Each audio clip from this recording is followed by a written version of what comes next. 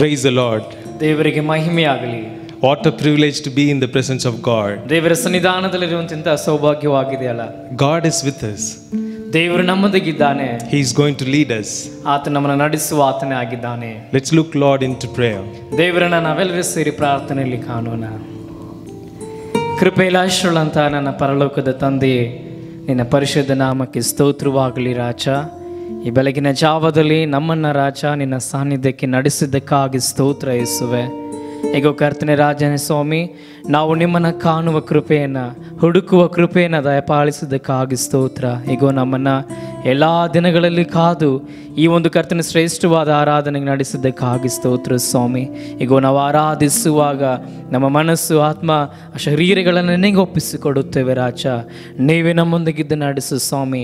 ನಿನ್ನ ನಾಮ ಮಾತ್ರ ಮಹಿಮೆಯ ಹೊಂದಲಿ ಎಂಬುದಾಗಿ ನಾವೆಲ್ಲರೂ ಸೇರಿ ಪ್ರಾರ್ಥಿಸಿ ಬೇಡಿ ಹೊಂದಿಕೊಳ್ಳುತ್ತೇವೆ ತಂದೆಯೇ. Amen.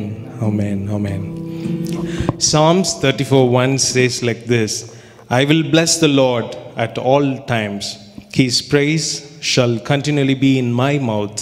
ಕೀರ್ತನೆಗಳು 34:1 ಈ ರೀತಿಯಾಗಿ ಹೇಳ್ತದೆ, ನಾನು ಯೆಹೋವನನ್ನು ಎಡೆಬಿಡದೆ ಕೊಂಡಾಡುವೆನು, ಆತನ ಸ್ತೋತ್ರವು ನನ್ನ ಬಾಯಲ್ಲಿರುವುದು ಎಂಬುದಾಗಿ. We are here to continually praise Him. ದೇವರನ್ನ ನಾವು ನಿರಂತರವಾಗಿ ಆತನ ಸ್ತುತಿಸುವುದಕ್ಕಾಗಿ ನಾವೆಲ್ಲರೂ ಇಲ್ಲಿದ್ದೇವೆ. Come, let's sing and worship God. ಬನ್ನಿ ನಾವೆಲ್ಲರೂ ಸೇರಿ ಹಾಡಿ ಆತನನ್ನು ಸ್ತುತಿಸೋಣ.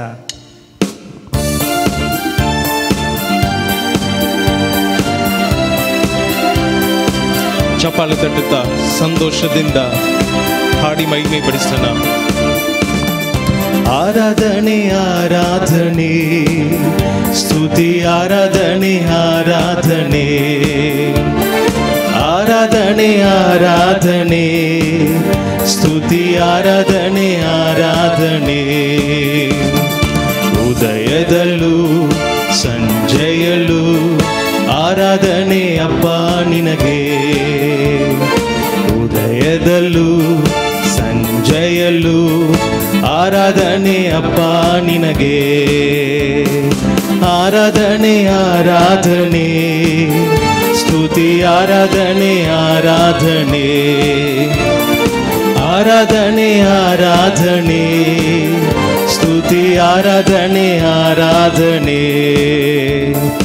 ದೇವರಾತ್ಮನೇ ನಿನಗೆ ಆರಾಧನೆ, ದೇವ ಮಗನೇ ನಿನಗೆ ಆರಾಧನೆ. ದೇವರಾತ್ಮನೇ ನಿನಗೆ ಆರಾಧನೆ, ದೇವ ಮಗನೇ ನಿನಗೆ ಆರಾಧನೆ. ಅಪ್ಪ ತಂದೆಯೇ ನಿನಗೆ ಆರಾಧನೆ, ದೇವಾದಿ ದೇವನೇ ಆರಾಧನೆ. ಅಪ್ಪ ತಂದೆಯೇ ನಿನಗೆ ಆರಾಧನೆ, ದೇವಾದಿ ದೇವನೇ ಆರಾಧನೆ. ಆರಾಧನೆ ಆರಾಧನೆ ಸ್ತುತಿ ಆರಾಧನೆ ಆರಾಧನೆ ಆರಾಧನೆ ಆರಾಧನೆ ಸ್ತುತಿ ಆರಾಧನೆ ಆರಾಧನೆ. ಜೀವ ಬಲಿಯೇ ನಿನಗೆ ಆರಾಧನೆ, ಜೀವ ಜಲವೇ ನಿನಗೆ ಆರಾಧನೆ. ಜೀವ ಬಲಿಯೇ ನಿನಗೆ ಆರಾಧನೆ, ಜೀವ ಜಲವೇ ನಿನಗೆ ಆರಾಧನೆ. ಮೇಘಸ್ತಂಭವೇ ನಿನಗೆ ಆರಾಧನೆ, ಮೇಸಿಯನೇ ನಿನಗೆ ಆರಾಧನೆ. ಮೇಘಸ್ತಂಭವೇ ನಿನಗೆ ಆರಾಧನೆ, ಮೇಸಿಯನೇ ನಿನಗೆ ಆರಾಧನೆ. ಆರಾಧನೆ ಆರಾಧನೆ ಸ್ತುತಿ ಆರಾಧನೆ ಆರಾಧನೆ ಆರಾಧನೆ ಆರಾಧನೆ ಸ್ತುತಿ ಆರಾಧನೆ ಆರಾಧನೆ. ಪರತ್ಪರನೇ ನಿನಗೆ ಆರಾಧನೆ, ಸರ್ವಶಕ್ತನೇ ನಿನಗೆ ಆರಾಧನೆ. ಪರತ್ಪರನೇ ನಿನಗೆ ಆರಾಧನೆ, ಸರ್ವಶಕ್ತನೇ ನಿನಗೆ ಆರಾಧನೆ.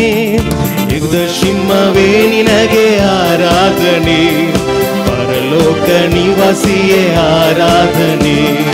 ಯುಗ ಸಿಂಹವೇ ನಮಗೆ ಆರಾಧನೆ, ಪರಲೋಕ ನಿವಾಸಿಯೇ ಆರಾಧನೆ. ಆರಾಧನೆ ಆರಾಧನೆ ಸ್ತುತಿ ಆರಾಧನೆ ಆರಾಧನೆ ಆರಾಧನೆ ಆರಾಧನೆ, ಸ್ತುತಿ ಆರಾಧನೆ ಆರಾಧನೆ. ಉದಯದಲ್ಲೂ ಸಂಜೆಯಲ್ಲೂ ಆರಾಧನೆ ಅಪ್ಪ ನಿನಗೆ. ಎಲ್ಲರೂ ಸೇರಿ ಉದಯದಲ್ಲೂ ಸಂಜೆಯಲ್ಲೂ ಆರಾಧನೆ ಅಪ್ಪ ನಿನಗೆ. ಆರಾಧನೆ ಆರಾಧನೆ, ಸ್ತುತಿ ಆರಾಧನೆ ಆರಾಧನೆ. ಆರಾಧನೆ ಆರಾಧನೆ, ಸ್ತುತಿ ಆರಾಧನೆ ಆರಾಧನೆ.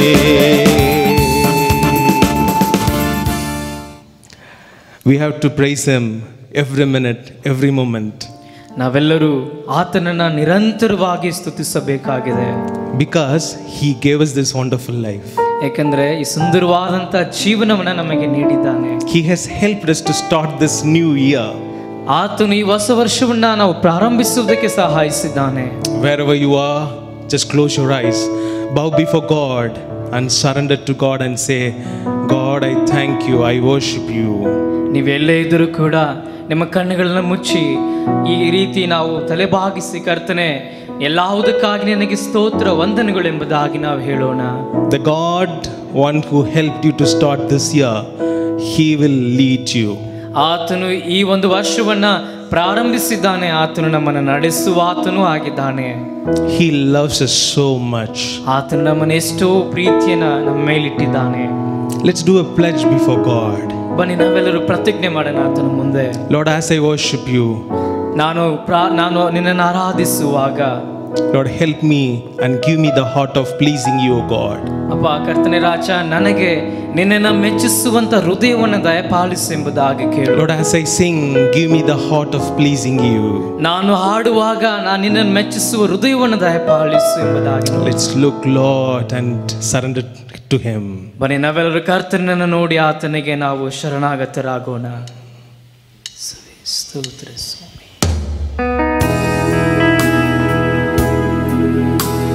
ಉಸಿರಿರುವ ದಿನವೆಲ್ಲ ನಿಮಗೆ ಆರಾಧನೆ ಸ್ವಾಮಿ. ಉಸಿರಾದ ನಿಮಗೆ ಆರಾಧನೆ ಸ್ವಾಮಿ. ಎಲ್ಲರೂ ಕೈ ಎತ್ತಿ ದೇವರನ್ನು ನೋಡಿ ಆರಾಧನೆ ಮಾಡಿಕೊಳ್ಳೋಣ.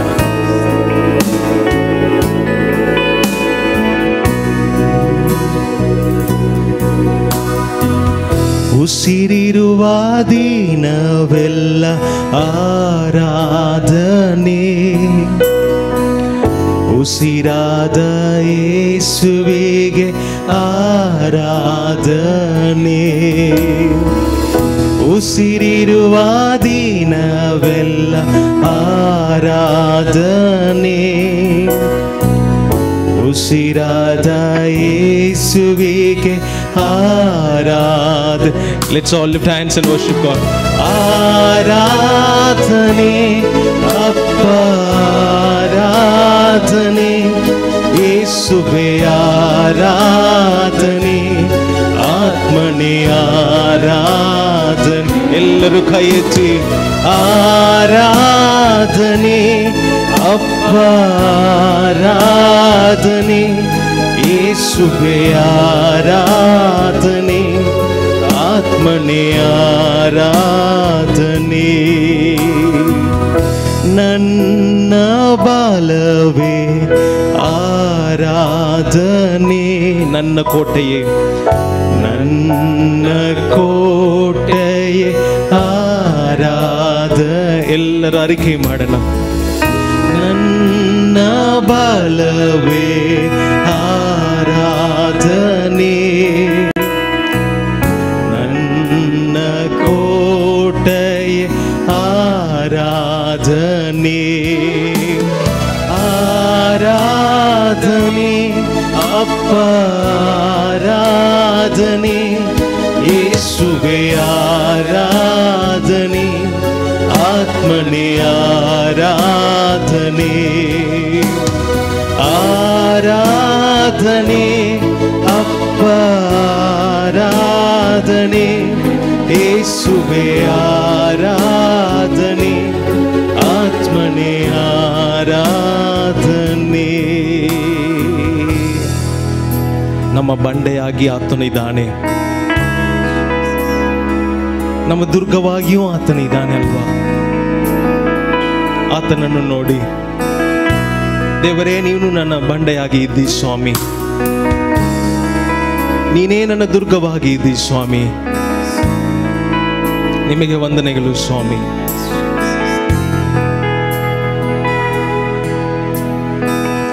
ನನ್ನ ಬಂಡೆಯೇ ಆರಾಧನೆ, ನನ್ನ ದುರ್ಗವೇ ಆರಾಧನೆ, ನನ್ನ ಬಂಡೆಯೇ ಆರಾಧನೆ,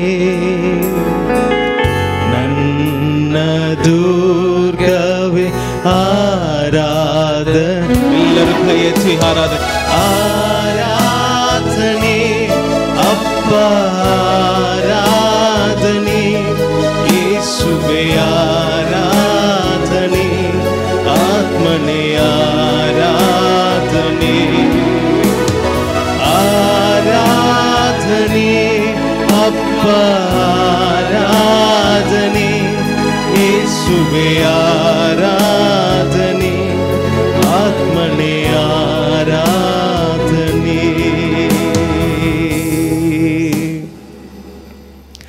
ಜೀವ ಜಳವೇ ಆರಾಧನೆ, ಜೀವಾಹಾರವೇ ಆರಾಧನೆ, ಜೀವ ಜಲವೇ ಆರಾಧನೆ, ಜೀವಾಹಾರವೇ ಆರಾಧನೆ, ಆರಾಧನೆ ಅಪ್ಪ, ಆರಾಧನೆ ಯೇಸುವೇ, ಆರಾಧನೆ ಆತ್ಮನೇ, ಆರಾಧನೆ ಆರಾಧನೆ ಅಪ್ಪ, ಆರಾಧನೆ ಯೇಸುವೇ, ಆರಾಧನೆ ಆತ್ಮನೇ, ಆರಾಧನೆ ಆರಾಧನೆ ಆರಾಧನೆ ಅಪ್ಪ, ಆರಾಧನೆ ಯೇಸುವೇ, ಆರಾಧನೆ ಆತ್ಮನೇ, ಆರಾಧನೆ ಆರಾಧನೆ ಅಪ್ಪ, ಆರಾಧನೆ ಯೇಸುವೇ, ಆರಾಧನೆ ಆತ್ಮನೇ, ಆರಾಧನೆ. ಎಲ್ಲರೂ ಕೈ ಎತ್ತಿ ಹೇಳೋಣ. ಆರಾಧನೆ ಅಪ್ಪ, ಆರಾಧನೆ ಯೇಸುವೇ, ಆರಾಧನೆ ಆತ್ಮನೇ, ಆರಾಧನೆ. ಇನ್ನೊಂದು ಸಾರಿ. ಆರಾಧನೆ ಅಪ್ಪ, ಆರಾಧನೆ ಯೇಸುವೇ, ಆರಾಧನೆ ಆತ್ಮನೇ, ಆರಾಧನೆ. ಉಸಿರಿರುವ ದಿನವೆಲ್ಲ ಆರಾಧನೆ, ಉಸಿರಾದ ಯೇಸುವಿಗೆ ಆರಾಧನೆ, ಉಸಿರಿರುವ ದಿನವೆಲ್ಲ ಆರಾಧನೆ,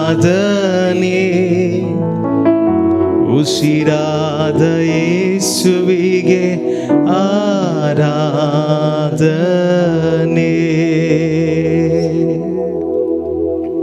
ನಿಮ್ಮ ಒಬ್ಬಟ್ಟಿಗೆ ಆರಾಧನೆ ಸ್ವಾಮಿ.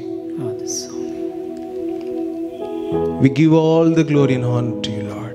ಎಲ್ಲ ಮಹಿಮೆಯನ್ನು ಒಬ್ಬರಿಗೆ ಸಲ್ಲಿಸುತ್ತೇವೆ ಸ್ವಾಮಿ. You are the creator, you are the beginner of our faith. ಸ್ವಾಮಿ, ನೀನು ಸೃಷ್ಟಿಕರ್ತನು, ನಮ್ಮ ನಂಬಿಗಸ್ತಿಕೆಗೆ ಆರಂಭವೂ ನೀನೇ ರಾಜ. We surrender to you. ನಾವು ನಿಮಗೆ ಒಪ್ಪಿಸಿಕೊಡುತ್ತೇವೆ ಸ್ವಾಮಿ. You lead us. ನೀವು ನಮ್ಮನ್ನು ನಡೆಸು. In Jesus' name we pray. ಯೇಸುವಿನ ಹೆಸರಿನಲ್ಲಿ ಪ್ರಾರ್ಥಿಸಿದ್ದೇವೆ ತಂದೆ. Amen. ಆಮೆನ್.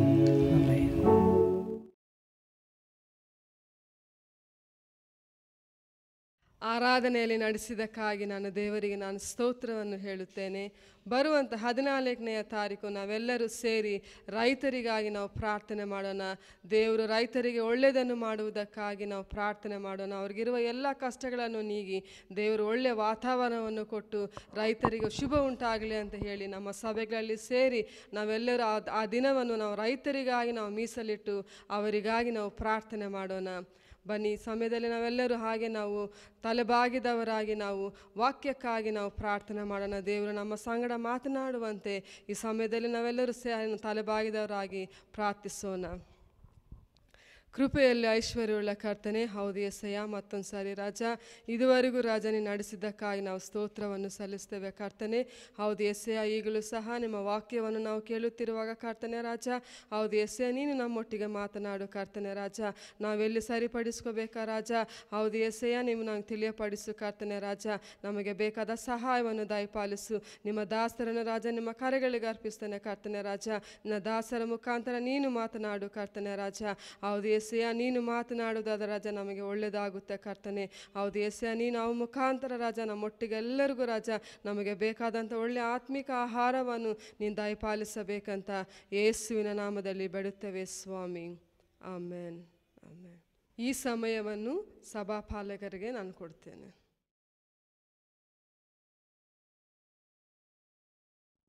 ಪ್ರಭು ಯೇಸುವಿನ ನಾಮದಲ್ಲಿ ನಿಮ್ಮೆಲ್ಲರಿಗೆ ವಂದನೆಗಳು.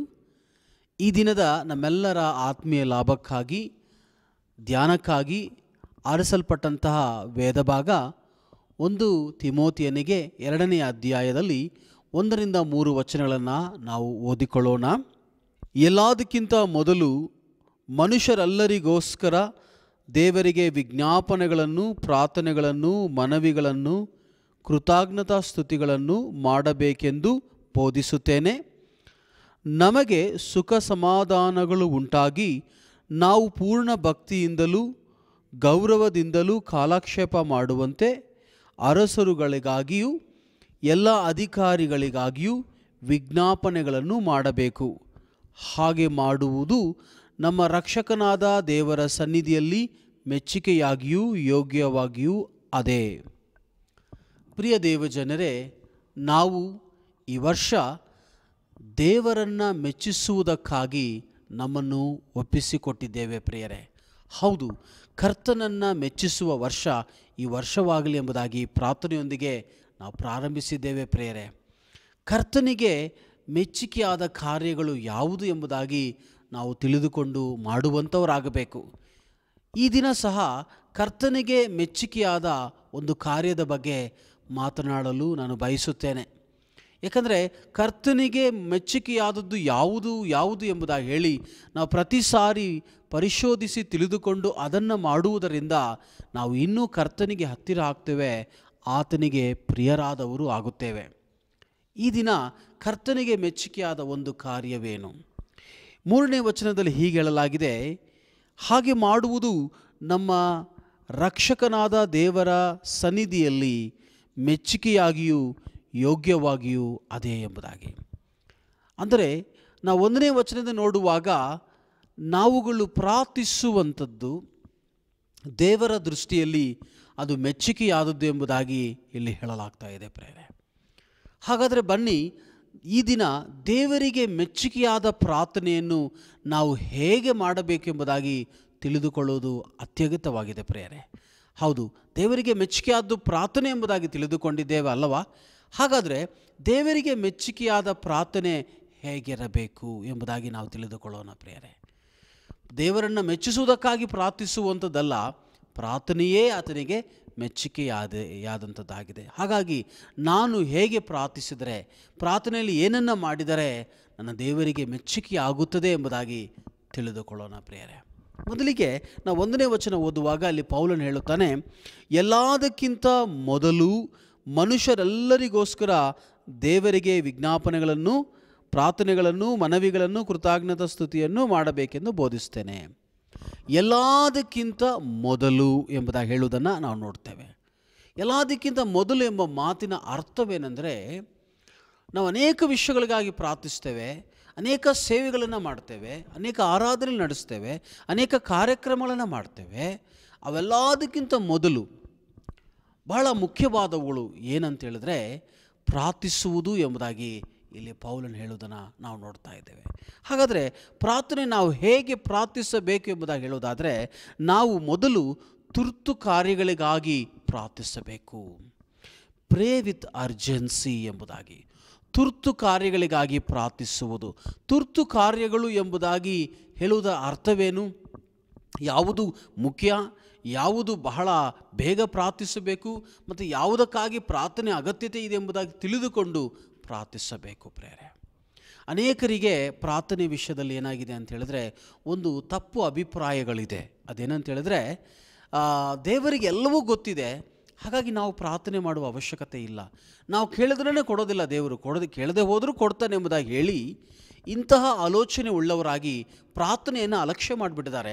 ಪ್ರಾರ್ಥನೆ ಮಾಡೋದನ್ನು ಬಿಟ್ಟು ಬಿಟ್ಟಿದ್ದಾರೆ, ಪ್ರಾರ್ಥನೆ ಮಾಡೋದನ್ನು ಕಡಿಮೆ ಮಾಡಿದ್ದಾರೆ ಪ್ರೇರೆ.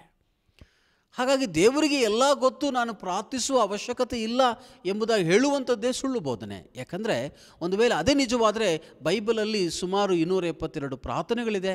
ಕರ್ತನು ಪ್ರಾರ್ಥನೆಯನ್ನು ಕಳಿಸಿದ್ದಾನೆ, ಪ್ರಾರ್ಥನೆ ಮಾಡಿರಿ, ಎಡಬಿಡದೆ ಪ್ರಾರ್ಥನೆ ಮಾಡಿರಿ, ಎಲ್ಲ ಸಮಯದಲ್ಲಿ ಪ್ರಾರ್ಥನೆ ಮಾಡಿರಿ ಎಂಬುದಾಗಿ ದೇವರ ವಾಕ್ಯ ಹೇಗೆ ಹೇಳಬೇಕಾಗಿತ್ತು ಅಲ್ವಾ? ಕರ್ತನು ಹೇಳಿದ್ದಾನೆ, ಬೇಸರಗೊಳ್ಳದೆ ಪ್ರಾರ್ಥಿಸಿ ಎಂಬುದಾಗಿ.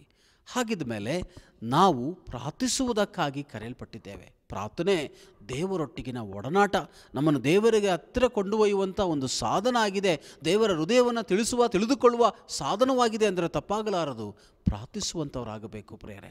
ಹಾಗಾಗಿ ಪ್ರಾರ್ಥನೆ ವಿಷಯದಲ್ಲಿ ನಮಗಿರುವ ಎಲ್ಲ ಸುಳ್ಳು ಬೋಧನೆ ತೆಗೆದು ಬದಿಗಿಟ್ಟು ಪ್ರಾರ್ಥಿಸುವುದಕ್ಕೆ ನಮ್ಮನ್ನು ಒಪ್ಪಿಸಿಕೊಡೋಣ. ಹಾಗಾದರೆ ಪ್ರಾರ್ಥಿಸುವುದಕ್ಕೆ ಒಪ್ಪಿಸಿಕೊಡುವಾಗ ಮೊದಲು ಯಾವುದಕ್ಕಾಗಿ ಪ್ರಾರ್ಥಿಸಬೇಕು? ತುರ್ತು ಕಾರ್ಯಗಳು, ನಾನು ಅತಿ ಬೇಗನೆ ಮಾಡಬೇಕಾದ ಕಾರ್ಯಗಳು ಯಾವುದೆಂಬುದಾಗಿ ಗುರುತಿಸಿ ನಾವು ಪ್ರಾರ್ಥಿಸಬೇಕು. ಇಲ್ಲಿ ಪೌಲನು ತುರ್ತು ಕಾರ್ಯಗಳು ಹೇಳ್ತಾ ಇದ್ದಾನೆ. ಯಾರಿಗೋಸ್ಕರ ಅಂತೆ? ಎಲ್ಲ ಮನುಷ್ಯರಿಗಾಗಿ ಮೊದಲು ಪ್ರಾರ್ಥಿಸಿ. 2ನೇ ವಚನ ನೋಡ್ತೇವೆ, ಅರಸರುಗಳಿಗಾಗಿ ನೀವು ಪ್ರಾರ್ಥಿಸಿ, ಅಧಿಕಾರಿಗಳಿಗಾಗಿ ನೀವು ಪ್ರಾರ್ಥಿಸಿ ಎಂಬುದಾಗಿ ಹೇಳುವುದನ್ನು ನೋಡ್ತೇವೆ. ಅಂದರೆ ಆ ದಿನಮಾನಗಳಲ್ಲಿ ಅವರು ಎಲ್ಲ ಜನರಿಗಾಗಿ ಪ್ರಾರ್ಥಿಸುವಂಥದ್ದು ಅವಶ್ಯವಾಗಿದೆ, ಅರಸರುಗಳಿಗಾಗಿ ಪ್ರಾರ್ಥಿಸುವಂಥದ್ದು ಅವಶ್ಯವಾಗಿದೆ, ಅಧಿಕಾರಿಗಳಿಗಾಗಿ ಪ್ರಾರ್ಥಿಸುವಂಥದ್ದು ಅವಶ್ಯವಾಗಿತ್ತು. ಕಾರಣ ಏನಂದರೆ ಆ ದಿನಗಳಲ್ಲಿ ನಾವು ಸುಖದಿಂದ ಸಂತೋಷವಾಗಿರಬೇಕಾದ್ರೆ ಇವರೆಲ್ಲರಿಗಾಗಿ ಪ್ರಾರ್ಥಿಸಬೇಕೆಂಬುದಾಗಿ ಪೌಲನು ತಿಳಿಸಿಕೊಡುವುದನ್ನು ನಾವು ನೋಡ್ತಾ ಇದ್ದೇವೆ ಪ್ರೇರೆ. ಪ್ರಿಯರಾದ ದೇವಜನರೇ, ನಮಗೆ ಈ ದಿನ ತುರ್ತು ಕಾರ್ಯಗಳು ಯಾವುವು, ಯಾವ ಕಾರ್ಯಗಳಿಗಾಗಿ ನಾವು ಮೊದಲು ಪ್ರಾರ್ಥಿಸಬೇಕು ಅನ್ನೋದನ್ನು ನಾವು ಗುರುತಿಸಬೇಕು. ನಮ್ಮ ವ್ಯಕ್ತಿಗತ ಜೀವಿತದಲ್ಲಿ ಮುಖ್ಯವಾದವುಗಳು ಯಾವುವು, ನಮ್ಮ ಸಂಸಾರದಲ್ಲಿ, ನಮ್ಮ ಮನೆಯಲ್ಲಿ ಮುಖ್ಯವಾದವುಗಳು ಯಾವುದು, ನಮ್ಮ ಸಭೆಯಲ್ಲಿ ಅರ್ಜೆಂಟಾಗಿ ಬೇಕಾಗಿರುವಂಥದ್ದು ಯಾವುದು, ನಮ್ಮ ಸಮಾಜದಲ್ಲಿ ಮುಖ್ಯವಾದವುಗಳು ಯಾವುದು, ನನ್ನ ಸುತ್ತಲೂ ಏನು ನಡೀತಾ ಇದೆ, ದೇವರು ಏನನ್ನು ಮಾಡ್ತಾ ಇದ್ದಾನೆ ಎಂಬುದಾಗ ಅರಿತು ತಿಳಿದು ನಾವು ಪ್ರಾರ್ಥನೆ ಉಳ್ಳವರಾಗಬೇಕು. ಅಂದರೆ ಪ್ರಾರ್ಥನೆ ಅನ್ನುವಂಥದ್ದು ಏನೋ ಒಂದು ವಾಡಿಕೆಯಾಗಿ ಮಾಡುವಂಥದ್ದಲ್ಲ. ನಾವು ಪ್ರಾರ್ಥನೆ ವಿಷಯದಲ್ಲಿ ಸೂಕ್ಷ್ಮವಾಗಿದ್ದು ಮುಖ್ಯವಾದವುಗಳಿಗಾಗಿ ಪ್ರಾರ್ಥಿಸಬೇಕು ಪ್ರೇರೆ. ನಾವು ಪ್ರಾರ್ಥಿಸಿದರೆ ದೇವರು ಕೇಳುತ್ತಾನೆ, ಆತನು ಸದುತ್ತರವನ್ನು ಕೊಡ್ತಾನೆ ಅಲ್ವಾ? ಹಾಗಾಗಿ ನಂಬಿಕೆಯಿಂದ ಕರ್ತನಿಗೆ ಒಪ್ಪಿಸಿಕೊಟ್ಟವರಾಗಿ ನಾವೆಲ್ಲರೂ ಸೇರಿ ಪ್ರಾರ್ಥಿಸೋಣ ಪ್ರೇರೆ. ಒಂದು ಕೆಲಸ ಮಾಡೋಣ ಈ ದಿನ, ದಯವಿಟ್ಟು ನೀವೆಲ್ಲರೂ ಸಹ ಒಂದು ಪೇಪರನ್ನು ತಗೊಳ್ಳಿ, ಒಂದು ಪೆನ್ನನ್ನು ತಗೊಳ್ಳಿ. ನೀವು ಆ ಕಾಗದ ಮೇಲೆ ಬರೀರಿ, ಮುಖ್ಯವಾದವುಗಳೇನು, ನನ್ನ ಜೀವಿತದಲ್ಲಿ ಮುಖ್ಯವಾದವುಗಳು ಏನು, ನನ್ನ ಒಂದು ಸಂಸಾರದಲ್ಲಿ ಮುಖ್ಯವಾದವುಗಳು ಏನು, ನನ್ನ ಉದ್ಯೋಗಕ್ಕೆ ಸಂಬಂಧಪಟ್ಟಂತೆ ಮುಖ್ಯವಾದವುಗಳು ಏನು, ನನ್ನ ಸಭೆಗೆ ಮುಖ್ಯವಾದವುಗಳು ಏನು, ನನ್ನ ಜೀವಿತದ ಆಗು ಹೋಗುಗಳಿಗೆ ಮುಖ್ಯವಾದವುಗಳು ಏನೆಂಬುದಾಗಿ ಪಟ್ಟಿ ಮಾಡಿ ಮೊದಲು ಅದನ್ನು ಪ್ರಾರ್ಥಿಸಿ ಪ್ರೇರೆ. ಅನೇಕ ಸರಿ ನಾವು ಪ್ರಾರ್ಥಿಸುವಾಗ ಬಹಳ ಪ್ರಮುಖವಾದವುಗಳಿಗಾಗಿ ನಾವೆಂದೂ ಸಹ ಪ್ರಾರ್ಥನೆ ಮಾಡೋದಿಲ್ಲ. ಕಾರಣ ಏನಂತ ಹೇಳಿದ್ರೆ ಅನೇಕ ಕಾರ್ಯಗಳಲ್ಲಿ ತುಂಬಲ್ಪಟ್ಟಿದ್ದೇವೆ, ನಮ್ಮ ಮನಸ್ಸುಗಳು ಅನೇಕ ಕಾರ್ಯನಿರತವಾಗಿದೆ, ಅನೇಕ ವಿಷಯಗಳಲ್ಲಿ ತುಂಬಲ್ಪಟ್ಟವರಾಗಿದ್ದೇವೆ. ಬ್ಯುಸಿ ಶೆಡ್ಯೂಲ್ ಇರೋದರಿಂದ ಏನಕ್ಕೆ ಪ್ರೇಯರ್ ಮಾಡಬೇಕು, ಏನಕ್ಕೆ ಪ್ರೇಯರ್ ಮಾಡಬಾರ್ದು ಅರಿಯದೆ ನಾವುಗಳು ಪ್ರಾರ್ಥನೆ ಮಾಡ್ತಾ ಇದ್ದೇವೆ. ಅನೇಕರು ವಾಡಿಕೆ ಪ್ರಾರ್ಥನೆಗಳನ್ನು ಮಾಡ್ತಾ ಇದ್ದಾರೆ. ಹಾಗಾಗಿ ನೀವು ಯಾವುದಕ್ಕಾಗಿ ಪ್ರಾರ್ಥಿಸಬೇಕೆಂಬುದಾಗಿ ಮೊದಲು ತಿಳಿದುಕೊಂಡ್ರೆ ಪ್ರಾರ್ಥನೆ ಉತ್ತಮವಾಗುತ್ತೆ, ಸರಳ ಆಗುತ್ತೆ, ಅರ್ಥಗರ್ಭಿತ ಆಗುತ್ತೆ. ಈ ಕಾರಣಕ್ಕೋಸ್ಕರ ತುರ್ತು ತುರ್ತು ಕಾರ್ಯಗಳಿಗಾಗಿ ಮೊದಲು ಪ್ರಾರ್ಥಿಸಬೇಕು. ಅದನ್ನೇ ಪೌಲನು ಹೇಳ್ತಾ ಇದ್ದಾನೆ, ಎಲ್ಲದಕ್ಕಿಂತ ಮೊದಲು ಮನುಷ್ಯರಿಗಾಗಿ, ಎಲ್ಲದಕ್ಕಿಂತ ಮೊದಲು ಅರಸರುಗಳಿಗಾಗಿ, ಅಧಿಕಾರಿಗಳಿಗಾಗಿ. ಯಾಕಂದರೆ ನೋಡಿ, ನಮ್ಮ ನಡೆಸುವಂಥವರು ಅರಸರುಗಳು, ರಾಜಕೀಯ ನಾಯಕರುಗಳು, ನಮ್ಮ ನಡೆಸುವಂಥವರುಗಳು ನಮ್ಮ ಸುತ್ತಲಿರುವಂಥ ಅಧಿಕಾರಿಗಳು. ಅವ್ರಿಗಾಗಿ ನಾವು ಪ್ರಾರ್ಥಿಸಬೇಕು. ಅವರ ಮೇಲೆ ದೇವರ ಕೃಪೆ ಇರುವಂತೆ, ದೇವರವ್ರಿಗೆ ಜ್ಞಾನ ಕೊಡುವಂತೆ, ರಕ್ಷಣೆ ಕೊಡುವಂತೆ ಅವ್ರಿಗಾಗಿ ಪ್ರಾರ್ಥಿಸಬೇಕು. ಯಾಕಂದರೆ ಅವರ ಮೂಲಕ ದೇವರು ನಮ್ಮ ನಡೆಸುವವನು ಆಗಿದ್ದಾನಲ್ಲವಾ. ಈ ಕಾರಣಕ್ಕೋಸ್ಕರವಾಗಿ ನಾವು ತುರ್ತು ವಿಷಯಗಳಿಗಾಗಿ ಮರೆಯದೆ ಪ್ರಾರ್ಥಿಸೋಣ ಪ್ರಿಯರೇ. ಅನೇಕ ಸಾರಿ ನಾವು ನಮಗಾಗಿಯೇ ಪ್ರಾರ್ಥಿಸ್ಕೊಳ್ತಾ ಇದ್ದೇವೆ. ಪ್ರತಿದಿನ ಕೇಳಿದ ವಿಷಯದಲ್ಲೇ ಕೇಳ್ತಾ ಇದ್ದೇವೆ, ಆಡದನ್ನೇ ಆಡ್ತಾ ಇದ್ದೇವೆ. ಈ ವಾಡಿಕೆ ಪ್ರಾರ್ಥನೆಗಳು, ಸಾಂಪ್ರದಾಯಿಕ ಪ್ರಾರ್ಥನೆಗಳಿಂದ ನಾವು ಹೊರಬರೋಣ ಪ್ರಿಯರೇ. ಪ್ರಾರ್ಥನೆಯಲ್ಲಿ ಜೀವ ಇರಲಿ ಪ್ರಿಯರೇ. ಸಾಂಪ್ರದಾಯಿಕ ಪ್ರಾರ್ಥನೆಗಳು ಎಂಬುದಾಗಿ ಹೇಳುವಾಗ ಕೆಲ ಪ್ರಾರ್ಥನೆ ಯಾವುದೋ ಚಿಕ್ಕ ವಯಸ್ಸಲ್ಲಿ ಕಳಿತಿರ್ತೇವೆ, ಅದನ್ನೇ ನಾವು ಮಾಡ್ತಾ ಇರ್ತೇವೆ ಪ್ರಿಯರೇ. ಹಾಗಲ್ಲ, ದೇವರಿಗೆ ಪ್ರತಿನಿತ್ಯ ದೇವರು ತೋರಿಸುವ ವಿಚಾರಗಳಿಗಾಗಿ ನಾವು ಪ್ರಾರ್ಥನೆಯನ್ನು ಮಾಡುವಂಥವ್ರಾಗಬೇಕು. ಒಂದು ಸಾರಿ ನಾನು ಸಭೆಯಲ್ಲಿ ಕೆಲ ವಿಶ್ವಾಸಿಗಳನ್ನು ಕರೆದು, ಬನ್ನಿ ನಾವು ಪ್ರಾರ್ಥನೆಗೆ ಹೋಗೋಣ ಅಂತ ಹೇಳಿ ನಾನು ಹೇಳಿದೆ. ನಾವು ಸುತ್ತಮುತ್ತಲು ಎಲ್ಲ ಕಡೆ ನಡೆದಾಡಿ ಪ್ರಾರ್ಥಿಸೋಣ ಮತ್ತು ದೇವರು ತೋರಿಸುವ ಪ್ರೇರೇಪಿಸುವ ಕಾರ್ಯಗಳಿಗಾಗಿ ಪ್ರಾರ್ಥಿಸಿ ಎಂಬುದಾಗಿ ಹೇಳಿದೆ. ಒಂದಷ್ಟು ಜನ ನಾವೆಲ್ಲ ಹೋಗಿ ಪ್ರಾರ್ಥನೆ ಮಾಡ್ಕೊಂಡು ಬಂದ ಮೇಲೆ ಮಧ್ಯಾಹ್ನ ಆಯಿತು. ಎಲ್ಲ ಕೂತು ಮಾತಾಡ್ತಿರುವಾಗ ನಾನು ಕೇಳಿದೆ, ಈ ದಿನ ಪ್ರಾರ್ಥನೆ ಮಾಡಿದ್ದೇವೆ, ನಾವು ಪ್ರತಿ ಸಾರಿ ಸಭೆಯಲ್ಲಿ ಕುಳಿತು ಪ್ರಾರ್ಥಿಸ್ತೇವೆ, ಈ ದಿನ ಓಡಾಡಿ ಪ್ರಾರ್ಥನೆ ಮಾಡ್ಕೊಂಡು ಬಂದಿದ್ದೇವೆ, ಏನನ್ನಿಸುತ್ತೆ ನಿಮಗೆ ಅಂತ ಹೇಳುವಾಗ ಕೆಲವರು ಹೇಳಿದ್ರು, ಅಯ್ಯ ನಾವು ಹೀಗೆ ಹೊರಗೆ ಹೋಗಿ ಅನೇಕ ವಿಷಯಗಳನ್ನು ನೋಡಿ ಪ್ರಾರ್ಥಿಸಿದಾಗ ದೇವರು ಹೊಸ ಹೊಸ ಕಾರ್ಯಗಳಿಗಾಗಿ ಪ್ರಾರ್ಥಿಸುವಂತೆ ಪ್ರೇರೇಪಿಸಿದರು.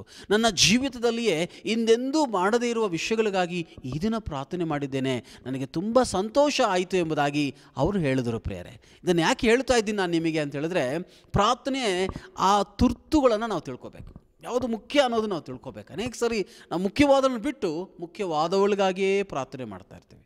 ಹಾಗಾಗಿ ಈ ದಿನ ನಮ್ಮನ್ನು ನಾವು ದೇವರಿಗೆ ಒಪ್ಪಿಸಿಕೊಟ್ಟು, ದೇವರೇ ರಾಜ ನಿನಗೆ ಮುಖ್ಯವಾಗಿ ಯಾವುದು ತುಂಬ ಅಗತ್ಯತೆ ಇದೆ, ತುಂಬ ಅರ್ಜೆಂಟಾಗಿ ಏನಕ್ಕೆ ನಾನು ಪ್ರೇಯರ್ ಮಾಡಬೇಕೋ ನನಗೆ ತಿಳಿಸು ಸ್ವಾಮಿ ಎಂಬುದಾಗಿ ಕರ್ತನು ತಿಳಿಸ್ತಾನೆ.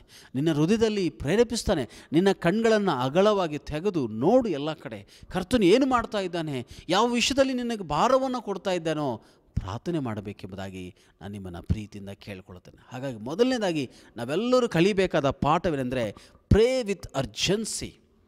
ನಾವು ತುರ್ತು ಕಾರ್ಯಗಳಿಗಾಗಿ ಮೊದಲು ಪ್ರಾರ್ಥನೆ ಮಾಡುವಂಥವರು ಆಗೋಣ ಪ್ರಿಯರೇ. ಎರಡನೇದಾಗಿ, ನಾವುಗಳು ಹೇಗೆ ಪ್ರಾರ್ಥಿಸಿದರೆ ದೇವರಿಗೆ ಮೆಚ್ಚುಗೆಯಾಗಿರುತ್ತದೆ ಎಂಬುದಾಗಿ ನಾವು ನೋಡುವುದಾದರೆ, ಇದೇ ಭಾಗದಲ್ಲಿ ಪೌಲನು ಪ್ರಾರ್ಥನೆಗೆ ಒಂದು 4 ಶಬ್ದಗಳನ್ನು ಉಪಯೋಗಿಸುವುದನ್ನು ನಾವು ನೋಡ್ತೇವೆ. ಅದನ್ನು ಓದ್ತೇನೆ ನೋಡಿ. ಹೀಗೆ ಹೇಳ್ತೇನೆ, ಮೊದಲು ವಿಜ್ಞಾಪನೆಗಳನ್ನು, ಪ್ರಾರ್ಥನೆಗಳನ್ನು, ಮನವಿಗಳನ್ನು, ಕೃತಜ್ಞತಾ ಸ್ತುತಿಗಳನ್ನು ಮಾಡಬೇಕೆಂದು ಬೋಧಿಸ್ತೇನೆ. ಅಂದರೆ ಎಲ್ಲದಕ್ಕಿಂತ ಮೊದಲು ಎಲ್ಲ ಮನುಷ್ಯರಿಗಾಗಿ ಪ್ರಾರ್ಥಿಸಿರಿ ಎಂಬುದಾಗಿ ಹೇಳಿದ್ರೆ ಮುಗಿದೋಗ್ತಾ ಇತ್ತು. ಅದು 4 ಶಬ್ದಗಳನ್ನು ಉಪಯೋಗಿಸುವುದನ್ನು ನಾವು ನೋಡ್ತೇವೆ. ಏನಂತೇನೆ?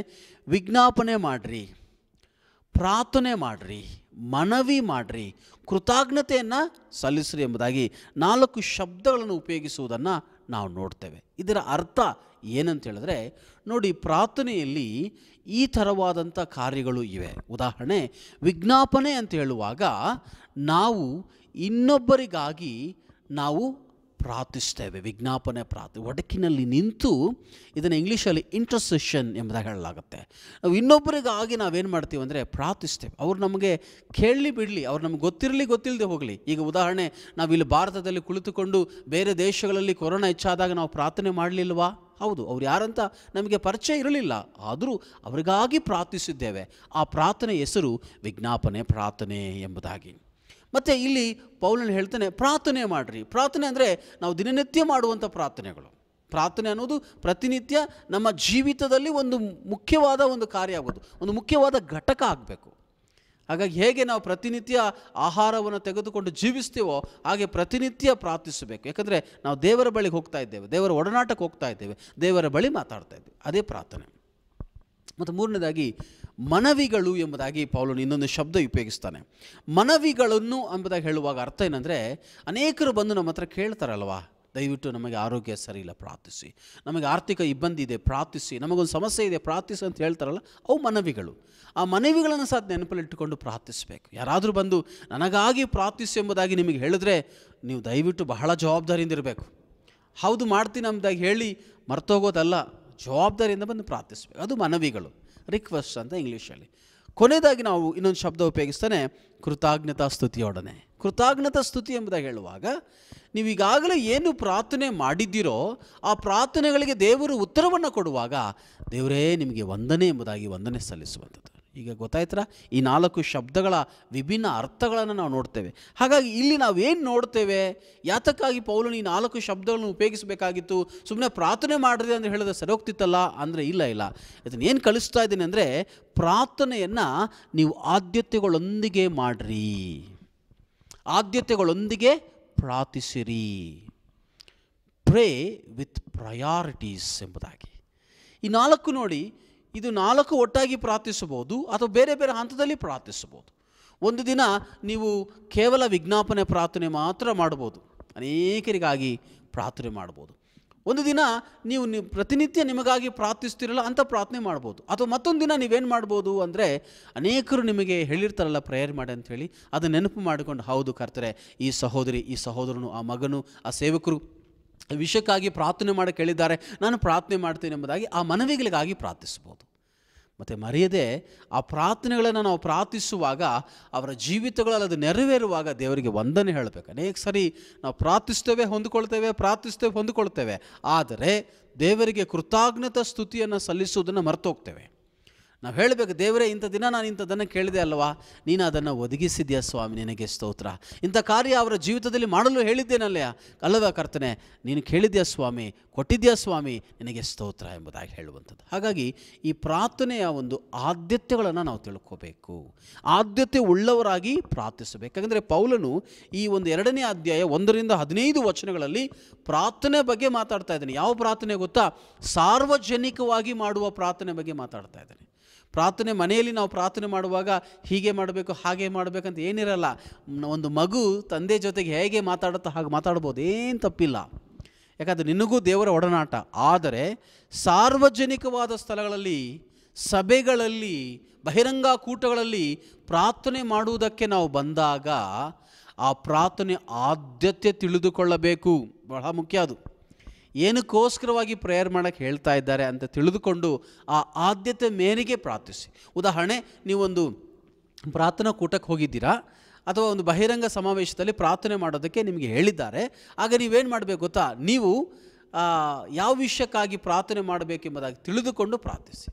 ದೇವರಿಗೆ ಕೃತಜ್ಞತೆ ಸಲ್ಲಿಸಿ ಪ್ರಾರ್ಥಿಸ್ತಾರೆ ಅಂದರೆ ದೇವರಿಗೆ ಸ್ತೋತ್ರ ಸಲ್ಲಿಸಿ ಪ್ರಾರ್ಥಿಸಿ. ಅಥವಾ ನಮ್ಮ ಸುತ್ತಲಿರುವ ಸಮಸ್ಯೆಗಳು, ಈ ಕಾರ್ಯಗಳಿಗಾಗಿ ಸಹೋದರರು ಅಥವಾ ಸಹೋದರಿ ಅವರು ಪ್ರಾರ್ಥಿಸ್ತಾರೆ ಎಂಬುದಾಗಿ ಹೇಳುವಾಗ ಅದಕ್ಕಾಗಿ ನೀವು ಪ್ರಾರ್ಥಿಸಬೇಕು. ಇದು ಬಹಳ ಮುಖ್ಯವಾದದ್ದು. ಅನೇಕರಿಗೆ ಹೇಗೆ ಪ್ರಾರ್ಥಿಸಬೇಕೆಂಬುದಾಗಿ ಗೊತ್ತಿಲ್ಲ. ಸಭೆಯಲ್ಲಿ ಪ್ರಾರ್ಥಿಸು ಎಂಬುದಾಗಿ ಹೇಳುವಾಗ 3/4 ಗಂಟೆ ಅನೇಕ ವಿಷಯಗಳಿಗಾಗಿ ಪ್ರಾರ್ಥಿಸಿ ಸಭೆಯ ಸಮಯವನ್ನು ವ್ಯರ್ಥ ಮಾಡ್ತಾ ಇರ್ತಾರೆ. ಪ್ರಾರ್ಥನೆ ಅನ್ನುವುದು ನನಗೆ ಎಷ್ಟು ಹೊತ್ತು ಪ್ರಾರ್ಥನೆ ಮಾಡೋಕ್ಕೆ ಬರುತ್ತೆ ಅಂತ ತೋರಿಸ್ಕೊಳ್ಳೋದಲ್ಲ, ಎಷ್ಟು ಚೆಂದಾಗಿ ಪ್ರಾರ್ಥನೆ ಮಾಡ್ತೀನಿ ಎಂಬುದಾಗಿ ಹೇಳುವುದಕ್ಕಾಗಲ್ಲ, ಎಷ್ಟು ವಾಕ್ಯಗಳು ನನಗೆ ಬರುತ್ತೆ ಎಂಬುದಾಗಿ ತೋರಿಸುವುದಕ್ಕಾಗಿ ಅಲ್ಲ. ಪ್ರಾರ್ಥನೆ ಅನ್ನುವಂಥದ್ದೇ ಯಥಾರ್ಥವಾಗಿ ಕರ್ತರ ಬಳಿ ನಮ್ಮ ಕೊರತೆಗಳನ್ನು ಹೇಳ್ಕೊಳ್ಳೋದು, ನಮ್ಮ ಕಷ್ಟಗಳನ್ನು ಹೇಳ್ಕೊಳ್ಳೋದು, ನಮ್ಮ ಎಷ್ಟರ ಮಟ್ಟಿಗೆ ದೇವರ ಮೇಲೆ ಆತುಕೊಂಡಿದ್ದೇವೆ ಅನ್ನೋದನ್ನು ತೋರಿಸುವುದು ಅಷ್ಟೇ ಪ್ರೇರೆ. ಹಾಗಾಗಿ ನಮ್ಮ ತೋರಿಕೆಗೆ ದಯವಿಟ್ಟು ಪ್ರಾರ್ಥನೆಯನ್ನು ಬಳಸಬೇಡಿ. ಯಾವ ಆದ್ಯತೆ ಮೇರೆಗೆ ಪ್ರಾರ್ಥನೆ ನೀಡಿದ್ದಾರೋ ಆ ಆದ್ಯತೆಯನ್ನು ತಿಳಿದುಕೊಂಡು ಪ್ರಾರ್ಥಿಸಿ. ಉದಾಹರಣೆ, ನೀವು ಯಾವುದೋ ಮನೆಗೆ ಹೋಗಿದ್ದೀರಾ, ಅಲ್ಲಿ ಮಗುಗೆ ಒಂದು ಬರ್ತ್ಡೇ ಇದೆ ಅಂತ ಇಟ್ಕೊಳ್ಳಿ. ಅವ್ರು ಬಂದು ಕೇಳ್ತಾರೆ, ಬ್ರದರ್ ಸಿಸ್ಟರ್ ಈ ಮಗುಗೆ ಒಂದು ಇವತ್ತು ಬರ್ತ್ಡೇ ಇದೆ, ಪ್ರಾರ್ಥಿಸಿ ಅಂತ ನೀವು ಹೇಳುವಾಗ ನೀವು ಕಣ್ಣು ಮುಚ್ಕೊಂಡು, ದೇವರೇ ಜಗತ್ತಿನಲ್ಲಿ ಅನೇಕರಿಗೆ ಇಂಥ ಕಾಯಿಲೆ ಇದೆ, ಕೊರೋನಾ ಕಾಯಿಲೆ ಬಂದಿದೆ ಅಂತೇಳಿ ಅದಕ್ಕೆಲ್ಲ ಪ್ರೇಯರ್ ಮಾಡಿ ಕೊನೆಗೆ ಮಗುಗಾಗಿ ಪ್ರೇಯರ್ ಮಾಡೋದನ್ನು ನೀನು ಮರ್ತೋಗ್ಬಿಟ್ರೆ ಅದು ಆದ್ಯತೆಯ ಪ್ರಾರ್ಥನೆ ಆಗೋದಿಲ್ಲ. ಅದು ನೀವು ನೆನಪಲ್ಲಿ ಇಟ್ಕೊಳ್ಬೇಕು. ಜಗತ್ತಿನಲ್ಲಿರುವ ಎಲ್ಲರಿಗಾಗಿ ಪ್ರಾರ್ಥಿಸುವುದು ಖಂಡಿತ ತಪ್ಪಲ್ಲ, ಆದರೆ ಆ ಸಮಯಕ್ಕೆ ಅದು ಅನುಗುಣವಾಗಿರೋದಿಲ್ಲ. ಹಾಗಾಗಿ ನಿಮ್ಮ ಪ್ರಾರ್ಥನೆ ಸಮಯಕ್ಕೆ ಅನುಗುಣವಾಗಿರಲಿ ಪ್ರೇರೆ. ದುಃಖದ ಮನೆಗೆ ಹೋದಾಗ ಅವರ ದುಃಖದ ಅನುಸಾರವಾದ ಪ್ರಾರ್ಥನೆ ನಿಮ್ಮ ಪ್ರಾರ್ಥನೆ ಇರಲಿ.